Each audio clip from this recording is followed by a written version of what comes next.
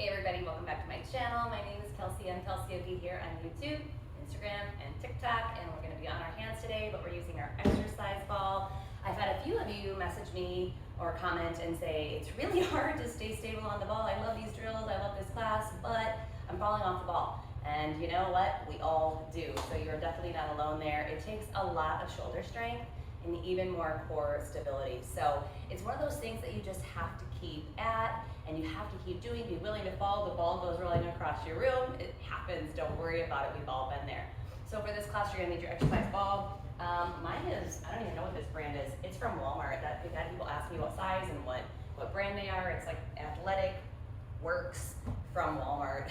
I have a couple different sizes. It really just depends on how tall you are and what you like. So I don't like the ones that have little bumps all over them, little pokes. While they're nice for gripping, it's a distraction. So I would just get something nice and smooth and nothing weighted. So you're trying to do the work through the core. You don't need any extra work besides just lifting your legs and lifting the ball. And then I'm also gonna have a block handy. If you don't have a block, you really could do this without it. It's not a huge deal. So we're gonna be on our hands. A lot of your wrists aren't warmed up. I would get them warmed up, stretch out the shoulders a little bit, and let's go ahead and get going on this. All right, so the first thing I'm gonna have you do is just walk out on your ball. So it kind of looks a little like, I don't know, not surfing, what do they call that, like belly board or whatever, where you just roll out, walk on the hands, and walk back. Let's do that 10 times. So if you have a yoga mat like I do, you're just gonna start at the very back of your mat, and you're gonna walk, walk, walk, all the way to the end. Maybe you get all the way to your toes, and like me, it's just the knees or the shins, and then walk back. There's one, let's do it 9 more times. 2, and if you feel pretty good doing this, maybe start closer to the middle of your belly. That way you can get all the way to your toes. 3, and if that's super hard, then start way up on your chest, like I am here, and walk out just so that you end at your knees. That's 4. Now, I'm not sure if you can tell, but my feet are not exactly together. They're hip width. There's 5. And that's gonna help a lot with holding onto the ball. The more that my legs are together, the harder it's gonna be. So if this isn't too bad for you, keep the legs together. There's 6. Maybe even point the toes. That will help you feel a little bit more challenged. And if you're struggling, open the legs up so that you're almost kind of gripping the edge of the ball. And at the top, maybe even flex your feet. That way that ball can't get away from you. There's 8, got 2, 3 more, and 2 more. I can do math. 9, last one, and 10. Okay, so that's a great way to just start to build confidence on your ball, especially when you're on your hands.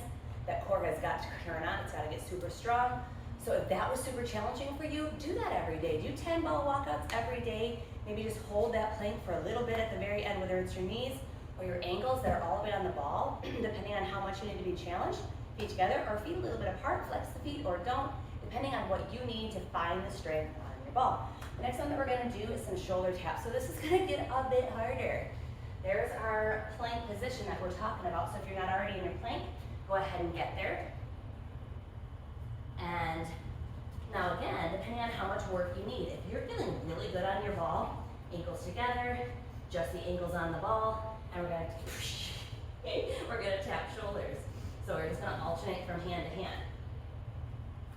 Okay, if that's super hard, and it is, it's hard for everybody, maybe just knees, and see if you can tap opposite shoulder. That feels a little bit more doable. And if that's still a struggle, then I'm gonna have you with even the thighs.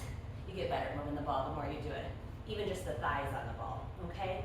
And then you're just gonna tap opposite shoulder. We're gonna do that 10 times. I think I'm somewhere around the shins, okay? Let's try that. And let's do 5 per side. Again, feet apart or together, up to you. Flex the feet if you need to hold on to that ball. That's not a cheat, you're still working that core. Let's do 10.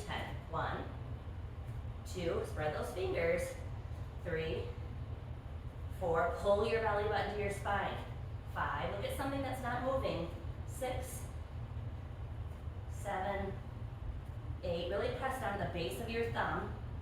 9, and 10. Did I miss 2? Oh my gosh, I don't know. I was trying to give you instruction and I wasn't sure if I said it or not, so do 10 anyways. And again, make sure you're pressing down at the heel of the hand. base of the thumb, the index finger. So here, you don't want that pressure on the pinky edge side of your hand. Been there, done that. You don't need that kind of wrist issue. If you're feeling a little tweaky, sit on your ball, shake it out. So your wrist may be starting to talk to you as you shift from hand to hand. That one hand takes on quite a bit of pressure, and woo-wee, those wrists are tucking. But that is how you're going to build up stronger wrists. So if you're looking towards handstands or even being in downward facing dog with less pain, we got to strengthen those wrists. We got to strengthen those forearms. The next one that we're going to do is dropping the elbows. So we're going to go from plank to a forearm plank. And again, you can do this on whatever level you need to. So if you want to do it all the way with the ankles on the ball, you totally can. Or you can do it so that your knees are on the ball. And that's going to feel a lot more stable. But let's do 10 of them. And you're going to kind of push your elbows towards the back of your mat. Going to push back, draw the elbows in, really press down at the base of the thumb, drop the elbows. Now you see it's a little bit of a back bend, so hopefully you're comfortable with that. If that's too much, you can always have the legs a little farther down the ball. So what I mean is having the shins on the ball and then drop the elbows. It's a little bit less of a back bend, but it's a bit more work on the shoulders. But there's options, all right? And then to go back up, see how I'm kind of giving myself a little momentum by pushing my chest back and coming back up. So this is a really tough one, okay? Let's get ourselves ready. Come into that plank position. Get your shins or your knees or your thighs on the ball, and let's go for 10. Ready? Drop the elbows, squeeze them in, and then come back forward. That's 1. Squeeze them in. 2. Whew. Feeling that core. 3. Find something that's not moving. Fix your gaze. 4. 5. Strong shoulders, nice engaged core. 6. 7. 3 more. I know this one's tough. 7 or 8, excuse me. Gosh. Drop them in. 9. Last one. Squeeze, drop, and push back up. There's 10. And you could see at those last few, even my legs were starting to get a little bit wobbly on the ball, and that's because my core was starting to give out. My abs were on fire, so if you're really working through that one, I was too, and you'll feel like the ball's getting away from you even more because the core's like, I can't keep stabilizing. But that's what we want to do. We want to challenge it. If the ball gets away, just go get it. Doesn't matter. Okay? Next one we're going to do is some tuck-ins. So that one was a lot for the core that we just did.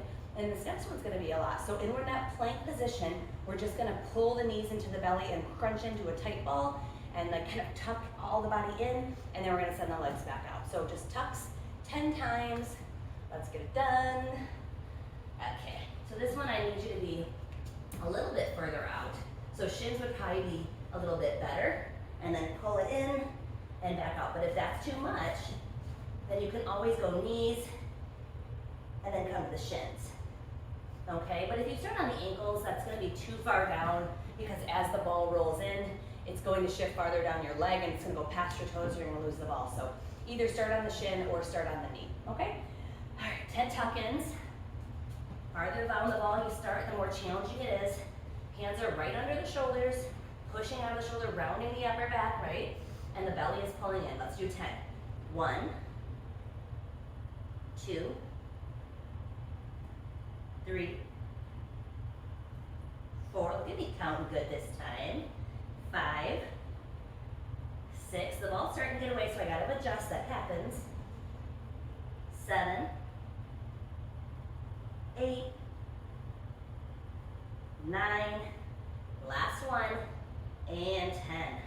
Send it back out, and nice and easy come down. So even as you're coming down off the ball, that's still teaching your body that stability, that nice strong hold, because you kind of have to come out with control, right? Otherwise that ball flips away from you, you go falling, you smash your face. I've been there and done that. Those are just things you don't see on YouTube or on Instagram, but that happens, alrighty? So the next thing we're gonna do is a single lateral leg lift. Again, back in that dreaded plank position, we're gonna lift one leg and we're gonna just open it out to the side. 10 of those as we lift them from right to the left. Hopefully your wrists are feeling okay. I know mine are a little bit chatty. Let's go back to plank. Up to you where you're gonna start. Knees is a little bit easier. Then you can hook the feet and hold it with that flexed foot, open the leg. Hook the other foot, open the other leg. If you're ready for a little bit more of a challenge, go closer to the ankles. Now, if you're able to flex the foot, that helps you to hold onto the ball. But if you have the foot on top of the ball, then what you're gonna do is push down as you open up the other leg. All right, so get in your position, and let's do 10, that's 5 on each side. I always start with the right. It's a yoga thing, I think. So push down or flex the foot. There's 1, 2, 3, 4, 5, whoop, 6, get in there, 7, keep pushing down, 7, 8, 9, last one, and 10. All right, so you can kind of tuck in and then hop off, or you can just keep pushing, let one leg come down at a time. I think it's kind of nice to find different ways to come off the ball because you're gonna fall, and so it's nice to have lots of exit methods. Okay, the next one we're gonna do is that not single leg, excuse me, the block lift. So I'm going to put the block back here so I can pick it up with my ankles. Again, you don't really need to do this.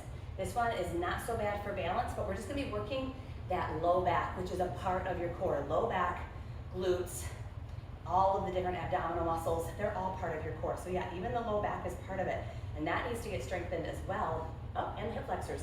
So this one, we're just going to, we're gonna kind of come into a plank, but a little farther up. So I'm more on the belly. Where'd my ball go? Okay, feeling it on my feet, there we go. So, I need to be closer to the hips. I want my hips on the ball. Okay, now I have my block. And I'm just going to kind of let the elbows bend and lift the legs up. You see how this is working? Okay, so see if you can get your belly on the ball. Get your nice hand placement. Find your block. It can be between the ankles or between the feet. Even the shins would be fine. You could also use like a weighted ball for this, or just even a dollar store bouncy ball. It doesn't really matter. And then we're gonna do 10 of those lifts, and it is a bit of a back bend, but we're working that low back. So if you're ready, let's pick up the block. A little come forward, nice strong upper body. Let the chest dip and the elbows bend and lift. 10 times, 2, 3, 4, keep squeezing, 5, 6, 7, 8, 9, last one, and 10. That one's really not that bad, right? Unless you absolutely positively hate back bending, and then that way it may not be your favorite.